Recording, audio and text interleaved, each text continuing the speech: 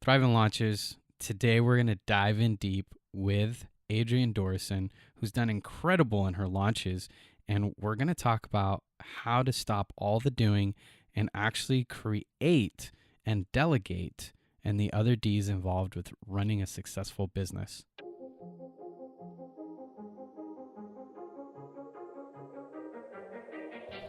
Welcome to Thriving Launch with Luis Congdon and Kamala Chambers, the show for heart-centered entrepreneurs who want it all.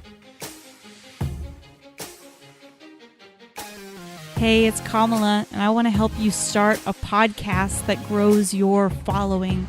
Right now, podcasting is changing, and the old way of starting a podcast could actually just end up slowing you down, wasting your time, and leaving you feeling overwhelmed. I've been there and I've done that, and the problem is that 99% of even the most successful authorities aren't up to speed on the one strategy to launch a podcast that's going to grow your loyal following, get your message heard, and bring in new customers. So Luis and I have put together a free masterclass where we're going to give you our number one strategy so you can launch a podcast from zero and 5x your following that attracts new customers.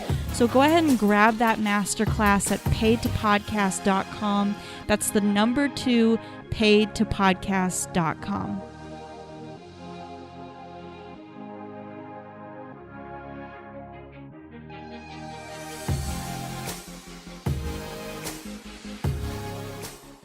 We are here with Adrienne Dorison. She is the CEO of Run Like ClockWork, and she's helped hundreds of companies from Fortune 500 corporations to fast-growing startups.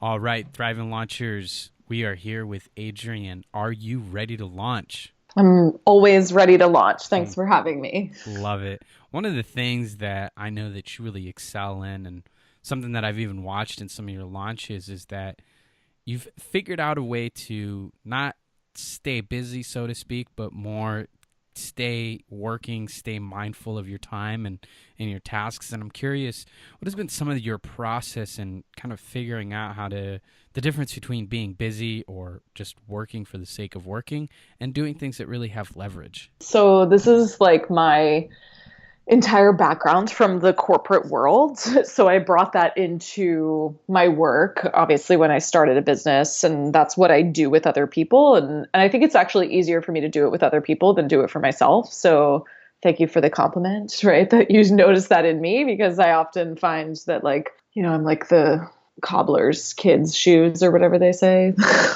Whatever that quote is about the cobbler's kids not having shoes, right? And so I'm always trying to think, though, like, what is actually a value add to my customer? And if it's not a value add, then should I actually be doing it? And that's just usually my filter for everything. Or, is this the most important thing that I need to be doing right now? And usually the answer is no. And then I can go back to the things that are most relevant and important. And it's really easy to stay caught up in the busy, because it's comfortable. It's like a self-soothing sort of mechanism that we all usually fall into.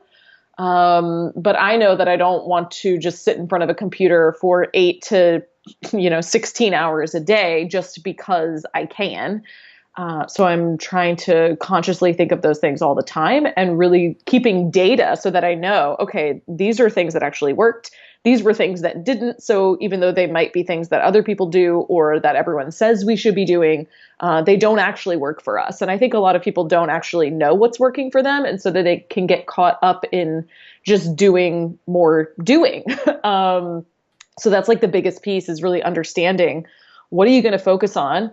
How are you going to mentally make sure that you're sticking to that? And then how are you going to keep track of these things so that you understand on a micro level what's actually working and what's not? Now, this is like a super simplistic version of it, right, in terms of your entire operation. But this is, for me personally, how I stay kind of top of mind in terms of removing the busyness from the doing, because we still have to be doing things. Like doing things is actually what adds value to a marketplace. Like we don't have a business if we're not doing something, or if your company's not doing I would something. love to hear more about the actual, because there's the awareness, right? What Mhm. are we actually doing something, because sometimes we get into this autopilot mode where we kind of can jump into a project and get into the busyness of it.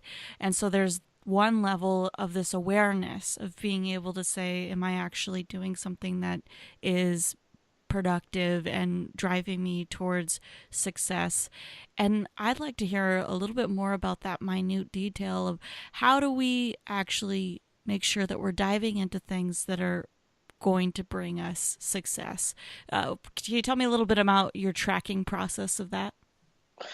Yeah, so I think you can't, with 100% certainty, know that you're diving into something that's going to create success if it's the first time that you've done it, right? Like there is part of life as an entrepreneur and as a person who takes risks or brings on new creative projects. Like there is going to be some uncertainty, but we can reduce that uncertainty by knowing through past performance or through our own goal setting. Like, what is the, so if you're thinking about a specific project, I would, and like, is this really the thing I should be focused on? How can we make sure that I'm not just like, unconsciously diving into something that isn't really going to add value? I would be under kind of getting really crystal clear on what is my goal, right? And most people don't actually know where they're going. They might know on like a pretty broad stroke, but get really specific with yourself. Like, what is the goal for the next 90 days? And I like to break my life and business up into 90-day cycles, just because I can't really think super specifically much beyond that. Our human brain is not built for it. So I like to think like, what is my goal for the next 90 days?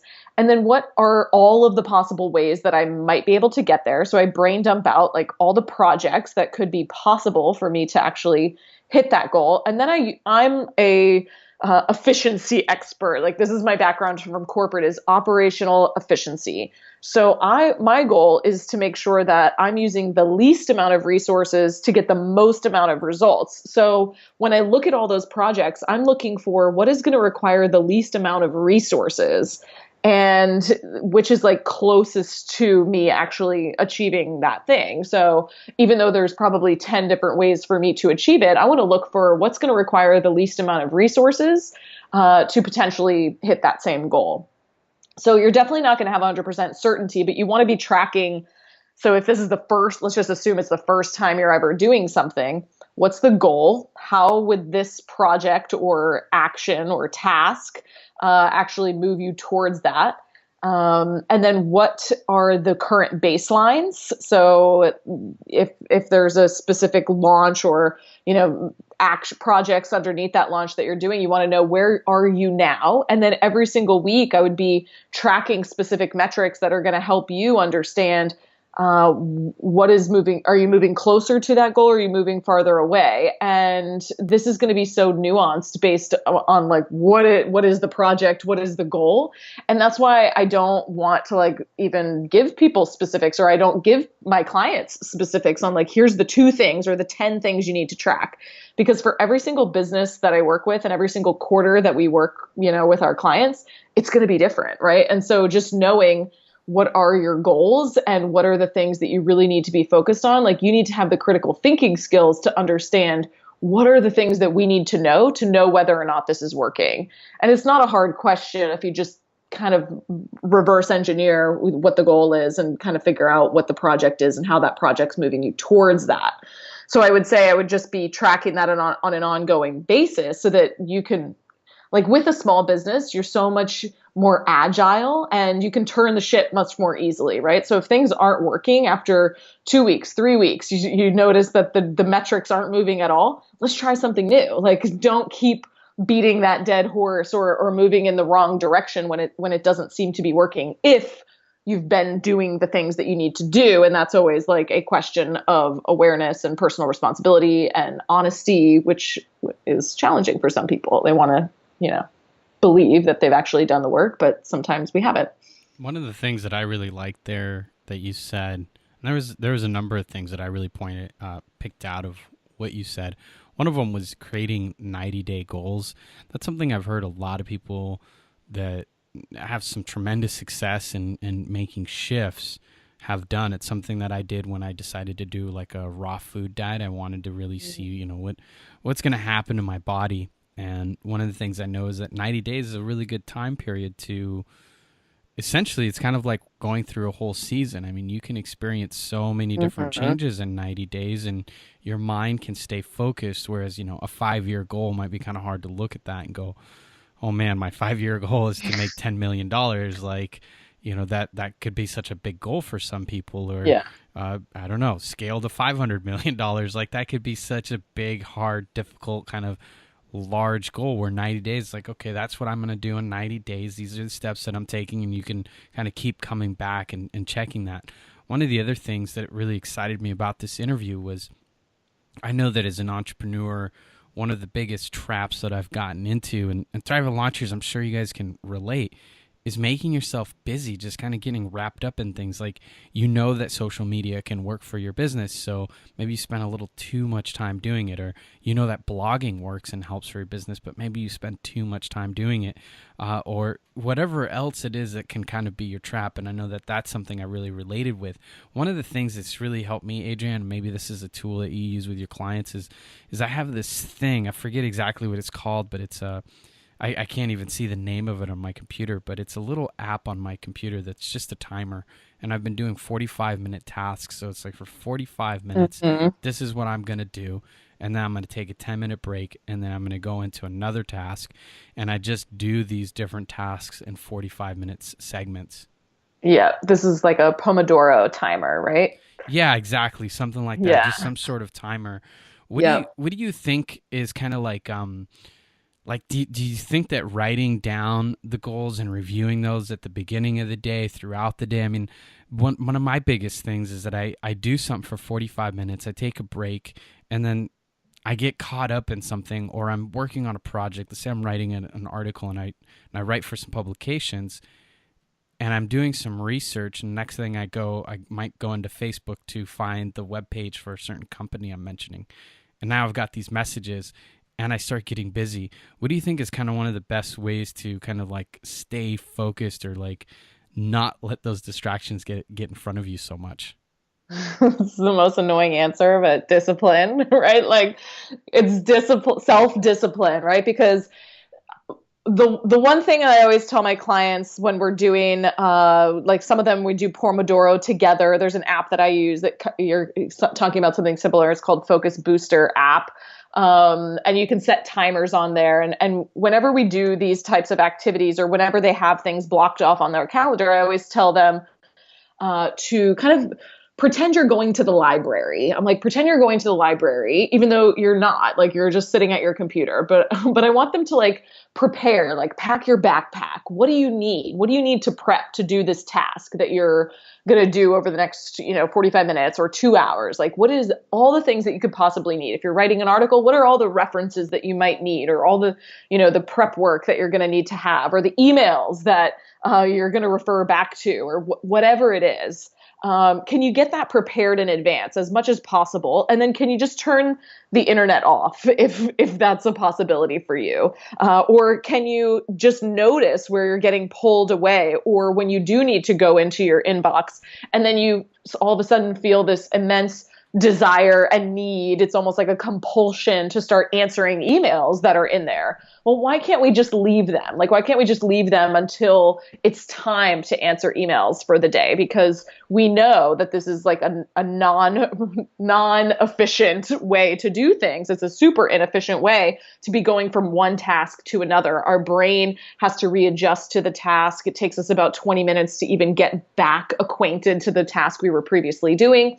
So it's just a huge waste of our time. And so if you can set up boundaries for the things that you know are a distraction to you, that's great, right? If you, for some reason, need to go into Facebook, or you need to go into the email, like, how could you just be more aware and tell yourself before you go in there, I am going to go in there, but I'm only going to go grab this one thing that I need. and then I'm going to pop back right back out, and I can go check my other things at X scheduled time, right? So we try to like reduce the number of times, for example, that people are going into their inbox every single day or going into their Facebook, right? And having like designated times for that so that you can actually be really purposeful. Because like you said, a lot of, the people that are listening, your clients, your customers, your audience, like a lot of them need to go on social media to maybe grow their business. And that's a tool that they're using. But how could they have maybe better boundaries around that tool? Like I was telling one of my clients yesterday who needed to go on social media, but it was actually becoming not so enjoyable. Like this thing that we, use in our personal lives that is for fun and social connection. That's what it should be for. It became sort of a chore and really triggering and like not so fun anymore. And I was like, why don't you kind of like separate these two ideas, right? Like separate the idea that you go on social media to post your own stuff and get distracted and go down this, tunnel, and it makes you feel bad and whatever. And you feel like you're constantly being pulled down by your notifications. It's like, we have to reframe how you're using this if you're going to continue to use it as a tool for your business. Right. And so use a timer, set a timer. If you really know that like engaging on your social media is something that brings you more clients, customers, connections, whatever it may be, set a timer for 30 minutes and I make a game out of it, right? Like go and see how many thoughtful comments you can leave during those 30 minutes. And then when the timer goes off, you're out. And you don't get to go back until the next time that you're supposed to do those things, right? So great. Yeah. It just becomes like way more fun, right? Just like play games with yourself like this. Before we go, I love the tips that you've already given us. Is there anything that we haven't already talked about, a clear, specific action step that the Thriving Launchers could take today to help them really get their business running like clockwork? Yeah, so we talk about this like four Ds that every business is going to traverse. So every business owner starts in the doing phase, right? So there's 4 Ds here. The first is doing. So when you first start your business, you're probably doing pretty much everything. If you're the only person in it, maybe you have a couple people, but you're doing a lot of the work essentially. And as you grow, maybe you hire someone, right? And you've outsourced a couple tasks, but they still need to come back to you to maybe get approvals on those tasks, or you're really just task rabbiting, giving out a task, they come back to you. That's in what we call the deciding phase. So that's the second D, right? I'm just going to go through these 4 Ds, because I think it'll be helpful for people to understand like where they're kind of falling and how to move yourself into a business that runs a little bit more efficiently, right? So we have doing, we have deciding.